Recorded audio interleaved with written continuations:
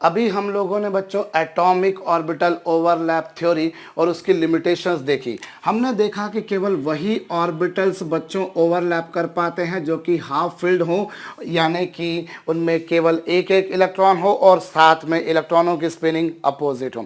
अगर orbitals half filled नहीं हैं तो फिर वो ओवरलैप नहीं करेंगे, वो बॉन्ड नहीं बनाएंगे। अगर स्पिनिंग अपोजिट नहीं है तब भी ओवरलैप नहीं होगा, बॉन्ड नहीं बनेंगे। पर बच्चों ऐसे कई सारे एग्जाम्पल्स हैं which cannot be explained with that theory, that is atomic orbital overlap theory. For example बच्चों अगर मैं बेरिलियम के बारे में बात करूं, बेरिलियम जिसका एटॉमिक नंबर 4 है, whose electronic configuration is 1s2 2s2। Here you can see बच्चों these two orbitals are having 2 electrons each. हर किसी में 2 इलेक्ट्रॉन्स हैं, इसमें भी 2 इलेक्ट्रॉन्स है, इसमें भी 2 इलेक्ट्रॉन्स है और सारे के सारे पेयर्ड हैं, बिल्कुल युग्मित है बच्चों। इसमें एक भी ऑर्बिटल ऐसा नहीं है जो कि हाफ फिल्ड हो। भाई ये भी पेयर्ड, ये भी पेयर्ड। अब अगर सारे ऑर्बिटल्स पेयर्ड हैं तो फिर तो इसने बॉन्ड नहीं बनाना चाहिए, बिकॉज प्रीवियस थ्योरी ये कहती है कि बॉन्ड तभी बनेगा जब ऑर्बिटल्स हाफ फिल्ड हो, अर्धपूरित हो। यहाँ पर फुल्ली फिल्ड। सो हम तो कह देंगे बच्चों की इस बेसिस पर बेरिलियम जो है it is not capable of making any bond since it is not having any unpaired और हाफ फिल्ड ऑर्बिटल। तो यहां जाकर तो बच्चों atomic orbital overlap theory fail हो गई। बोले बेरिलियम कोई कंपाउंड ही नहीं बना रहा साहब, बेरिलियम तो एक इनर्ट मटेरियल है, निष्क्रिय पदार्थ है। लेकिन प्रायोगिक रूप से बच्चों बेरिलियम कंपाउंड बनाता है, जैसे कि BeCl2, BeF2, these are examples बच्चों, जिसमें बेरिलियम ने 2 क्लोरीन के साथ में कंबाइन हुआ है या 2 फ्लोरीन के साथ में कंबाइन हुआ है। जबकि प्रीवियस थ्योरी बोलती है कि बेरिलियम की कॉम्बिनेशन पावर 0 है, क्योंकि बेरिलियम में एक भी ऑर्बिटल हाफ फिल्ड नहीं है। तो यहां जाकर पिछली थ्योरी फेल हो गई। इसी तरीके से बच्चों यदि मैं बोरान के बारे में बात करता हूँ, atomic number is 5, electronic configuration is 1s2 2s2 2p1। ये बच्चों आ गई हमारे पास 1s2 2s2 2p1। अब इस बेसिस पर अगर देखा जाए बच्चों तो आप बोरान के बारे में ही अगर देखें तो बच्चों ये 1s2, ये 2s2 और ये बच्चों 2p1। This is 1s, this is 2s, this is 2p। Now what you see बच्चों ये जो इलेक्ट्रॉन्स हैं ये पेयर्ड हैं। अब ये पेयर्ड हैं इसलिए ये बॉन्ड नहीं बना पाएंगे, क्योंकि अनपेयर्ड चाहिए, हाफ पेयर्ड चाहिए। क्योंकि ये पेयर्ड है इसलिए बॉन्ड नहीं बना पाएंगे, और ये भैया अनपेयर्ड है इसलिए बॉन्ड बना लेगा। और कितने अनपेयर्ड हैं? मात्र एक। चूंकि इसमें मात्र एक अनपेयर्ड ऑर्बिटल है, so it is capable of making only 1 bond, only 1 bond. ये केवल एक ही बॉन्ड बना पाना चाहिए, बाकी बॉन्ड नहीं बना पाना चाहिए, क्योंकि साहब ये पेयर है, ये पेयर है। This is only the orbital which is half filled बच्चों, बाकी सारे पेयर हैं। तो it is capable of making only 1 bond. तो एटॉमिक ऑर्बिटल ओवरलैप थ्योरी बोलेगी साहब बोरान जो है वो सिर्फ और सिर्फ एक ही बॉन्ड बना सकता है। लेकिन प्रायोगिक रूप से बच्चों यहाँ पर भी आप देखें तो BF3 भी बनता है, BCl3 भी बनता है, और ऐसे ढेरों सारे कंपाउंड बच्चों, ये लीजिए BH3 भी बनता है, ऐसे ढेरों सारे कंपाउंड बनते हैं। तो यहाँ जाकर बच्चों ये थ्योरी फेल हो गई। भाई ये पिछली वाली थ्योरी बोलती है कि बोरान साहब एक ही बॉन्ड बना सकता है, क्योंकि उसमें एक ही ऑर्बिटल हाफ फिल्ड है। जबकि देखिए यहाँ तो वो 3 बॉन्ड बनाता है। तो फिर ये ऐसे मॉलिक्यूल्स हैं, ये ऐसे एग्जांपल्स हैं जिनको आप पिछली थ्योरी के बेसिस पर एक्सप्लेन नहीं कर सकते।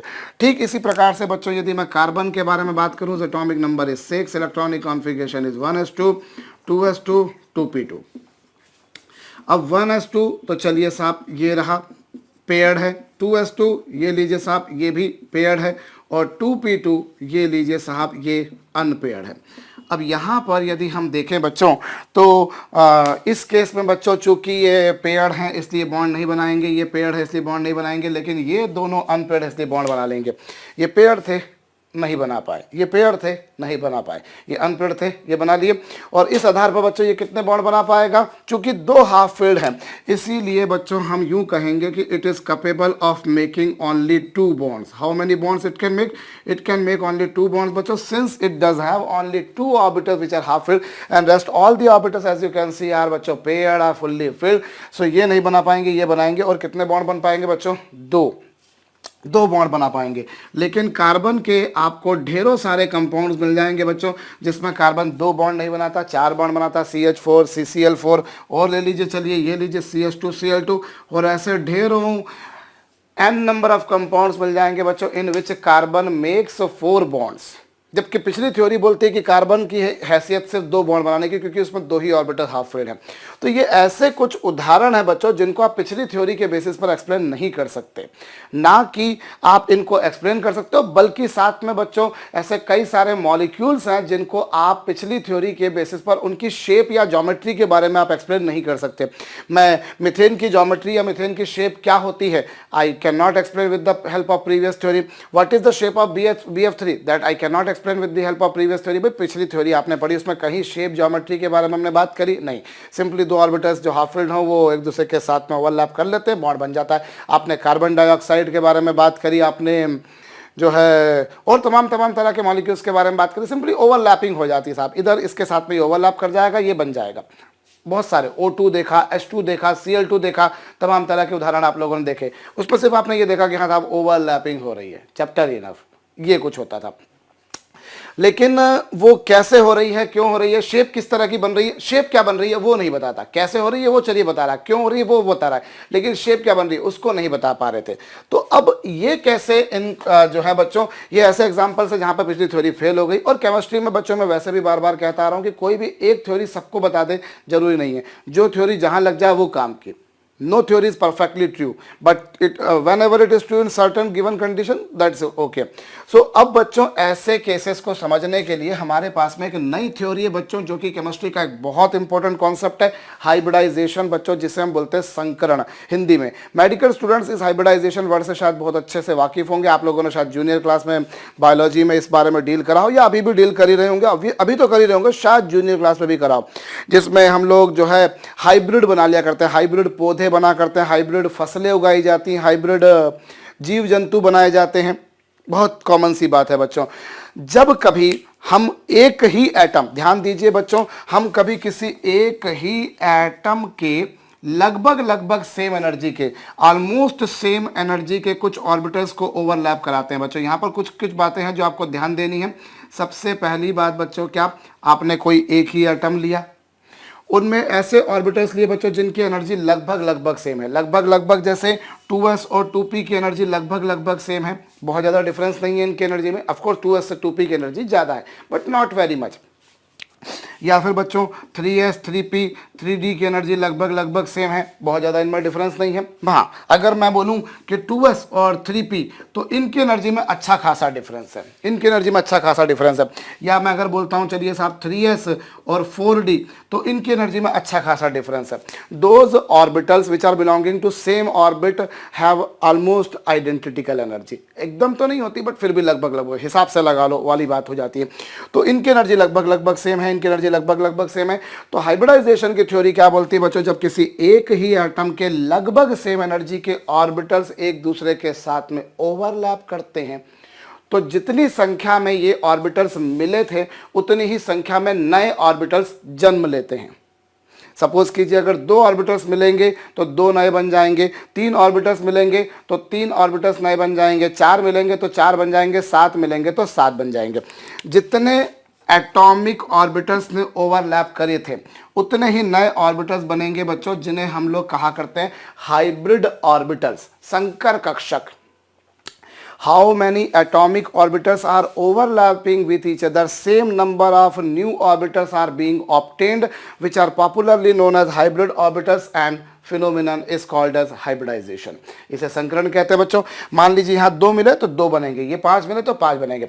और जब ये प्रक्रिया होती है बच्चों तो पुराने जो एटॉमिक ऑर्बिटल्स होते हैं वो अस्तित्व खो देते हैं, दे लूज देयर आइडेंटिटी, फिर बाद में वो एग्जिस्टेंस में नहीं रहेंगे, वो हट गए। अब नए ऑर्बिटल्स ही बने बच्चों, जिन्हें आपने बोला हाइब्रिड ऑर्बिटल्स। और ये जो हाइब्रिड ऑर्बिटल्स होते हैं बच्चों, ये बड़े सिमिलर किस्म के होते हैं।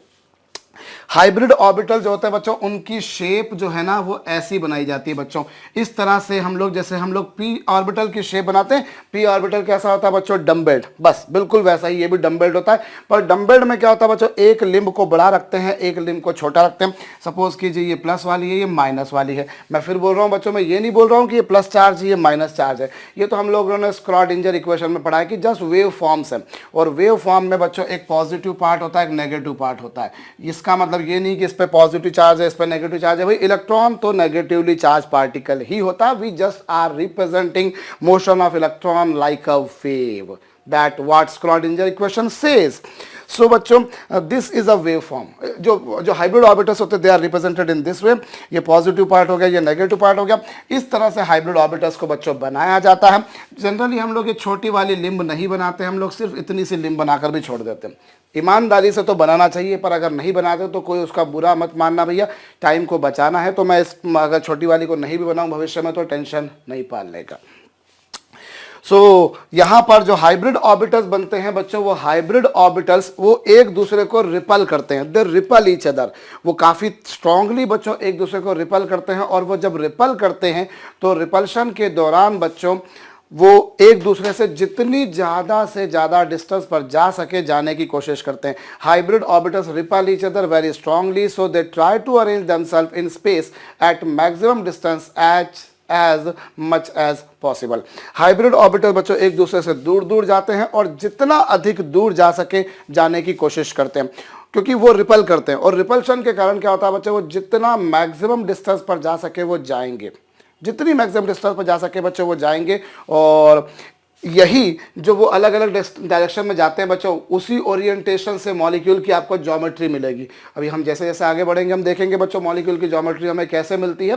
But this hybridisation gives us predicting the geometry. मैं किसी मॉलिक्यूल की ज्योमेट्री कैसे पहचानूं, तो ये हाइब्रिडाइजेशन की थ्योरी है बच्चों जो मुझे इस बारे में समझाती है। Hybrid orbitals repel each other in space at maximum distance as much as possible, और वही उसकी ज्योमेट्री या शेप का कारण होती है बच्चों। और ये जितने भी हाइब्रिड ऑर्बिटल्स बनते हैं बच्चों वो सिमिलर होते हैं। हाइब्रिड ऑर्बिटल्स जो होते हैं बच्चों वो सिमिलर होते हैं, लेकिन वो बिल्कुल आइडेंटिटिकल हों ऐसा जरूरी नहीं है बच्चों। आइडेंटिटिकल हों ऐसा जरूरी नहीं है बच्चों। कभी कभी आपको जो है उनमें थोड़ा सा डिफरेंस नजर आएगा। अभी शायद आपको ये बात क्लियर नहीं हो पाएगी जो मैं कह रहा हूँ बच्चों। हाइब्रिड ऑर्बिटल्स होते सिमिलर हैं, पर कभी कभार उनकी जो ज्योमेट्री है उनमें थोड़ा बहुत डिफरेंस होता है। तो शेप तो सेम होती, मतलब वो सिमिलर तो होते हैं, पर वो आइडेंटिटिकल हों। ये आइडेंटिटिकल की स्पेलिंग मैंने सही लिखी कि नहीं मुझे नहीं पता भैया, एक बार वेरीफाई कर लीजिएगा।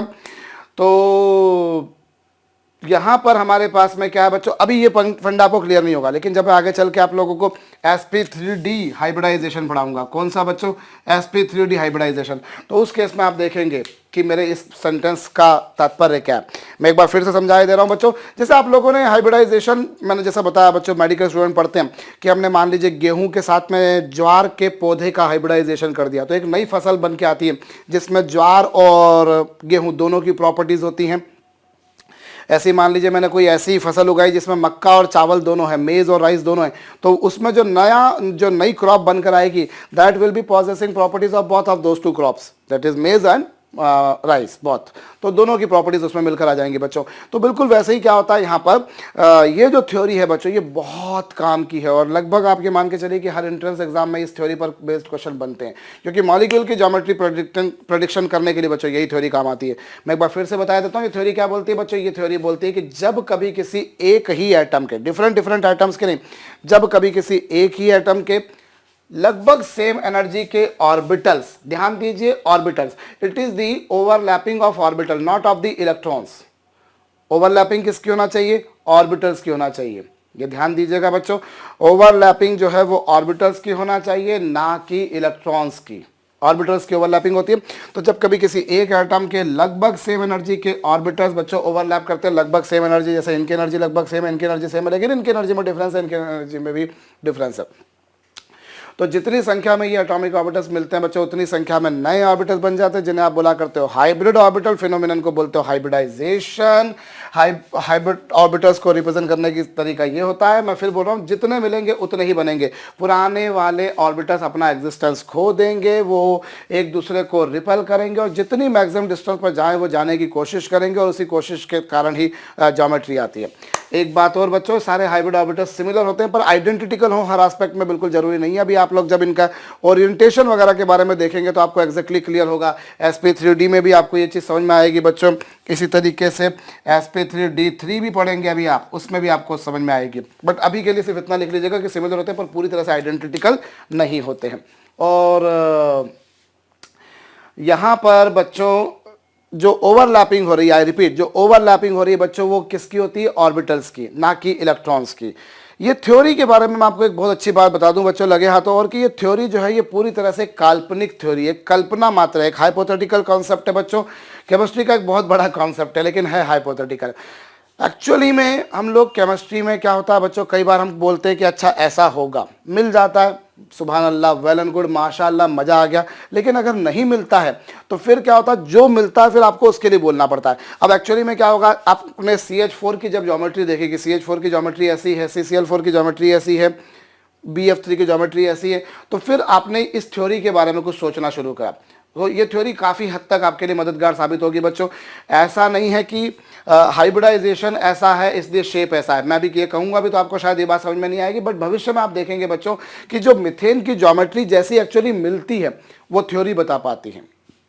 BF3 की ज्योमेट्री जैसे मिलती है वो ये थ्योरी बता पाती है, BeCl2 की ज्योमेट्री जैसे मिलती है वो ये थ्योरी बता पाती है। So this theory is helping us in determining geometry shape, पर है पूरी तरह से बच्चों कल्पना। वास्तविकता में ये ऐसा कोई हाइब्रिडाइजेशन होता नहीं है। Just to understand this theory has been implemented. तो ये तो छोटी सी बात करी बच्चों। अब वन बाय वन हम डिफरेंट हाइब्रिडाइजेशंस के बारे में बात करेंगे और उनके उदाहरणों के बारे में भी बच्चों हम लोग अब बात करेंगे।